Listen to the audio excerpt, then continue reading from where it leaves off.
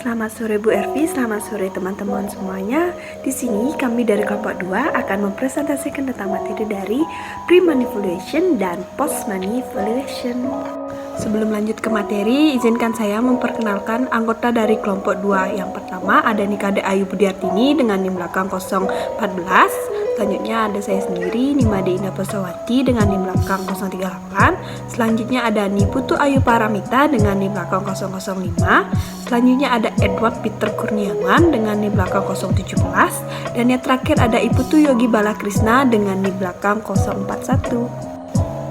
Baik, untuk materi yang pertama tentang pengertian valuasi startup akan dijelaskan oleh saya sendiri. Valuasi startup adalah nilai ekonomi dari sebuah bisnis. Misalnya nih, apabila dari sebuah perusahaan memiliki nilai valuasi sebanyak 1 triliun rupiah, maka perusahaan yang ingin mengakuisisi perusahaan tersebut atau startup tersebut harus memiliki uang minimal sebanyak 1 triliun rupiah.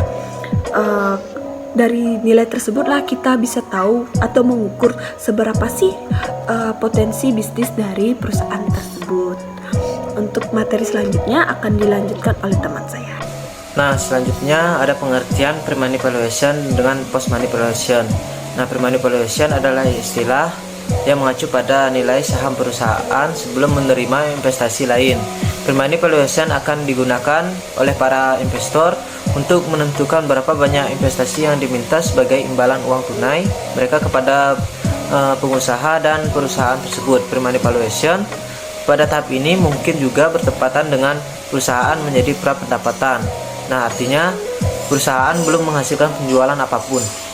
Nah, untuk post manipulation sendiri merupakan estimasi nilai perusahaan setelah pembiayaan luar dan atau suntikan modal ditambahkan ke dalam neraca. Penilaian post manipulation sama dengan penilaian pre-money ditambah jumlah ekuitas baru yang diterima dari investor luar. Nah, selanjutnya ada perbedaan pre-manipulation dengan post-manipulation. Nah, kalau pre-manipulation itu nilai sebelum investasi dilakukan. Nah, jadi perusahaan itu belum menerima dana dari investor luar. Nah, sedangkan post-manipulation nilai setelah investasi terbaru dilakukan. Berarti perusahaan itu sudah mendapatkan dana dari investor luar. Mungkin itu saja dari saya. Untuk materi selanjutnya akan dijelaskan oleh teman saya. Baik, di sini saya akan membahas contoh perbedaan antara pre-money dengan post-money. Contoh, valuasi startup kamu sekarang itu sebesar 90 miliar, maka itu disebut valuasi pre-money.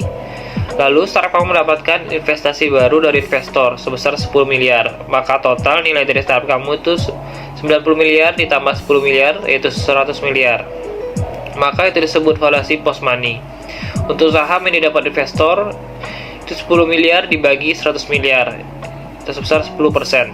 Baik, selanjutnya ada rumus pre-money dan post-money valuation.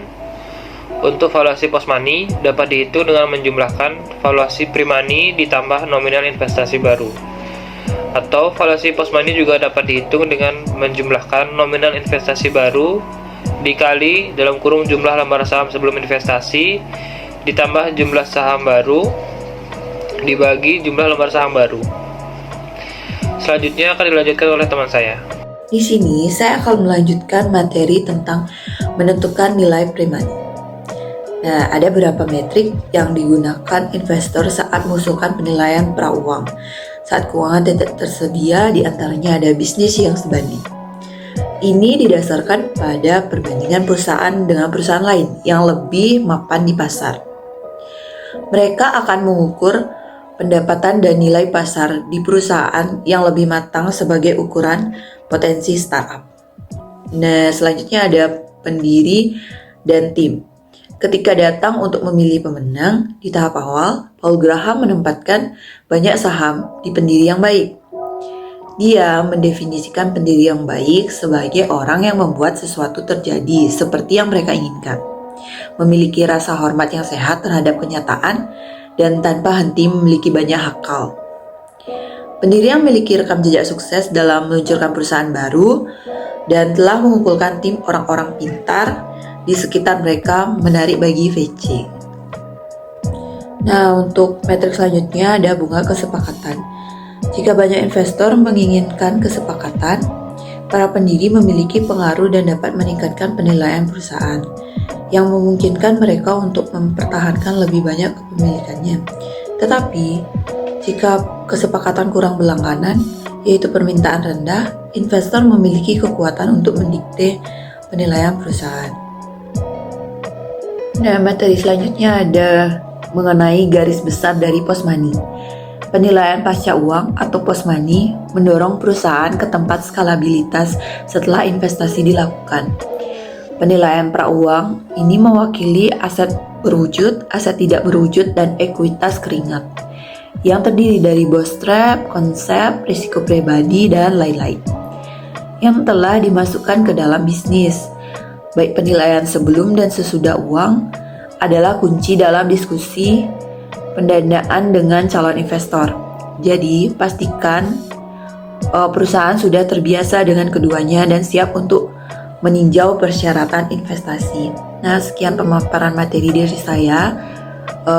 Selanjutnya akan dibawakan atau dilanjutkan oleh rekan saya. Terima kasih.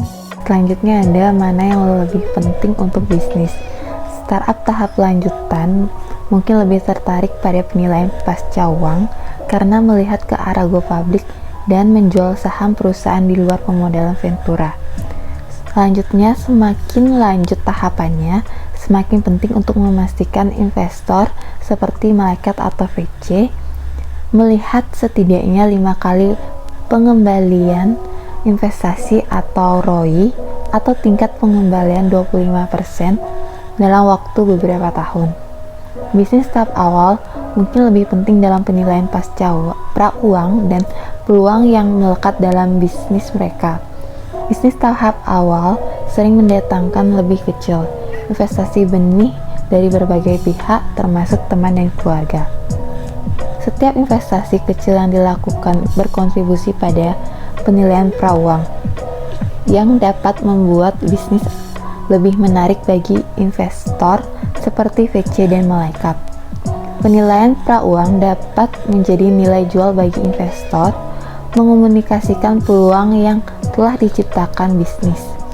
Di sisi lain, penilaian pasca uang mewakili kemampuan bisnis dan perlu ditingkatkan untuk menciptakan ROI yang menarik bagi investor. Selanjutnya ada cara melakukan penilaian post money valuation. Setelah investor melakukan penawaran harga untuk presentase bisnis, ada 2 langkah yang harus diikuti. Yang pertama, melipat gandakan harga tersebut sampai mencapai tanda 100% untuk sampai pada penilaian pasca uang. Yang kedua, kurangi nilai pasca uang dari tawaran investasi untuk sampai pada penilaian pra uang.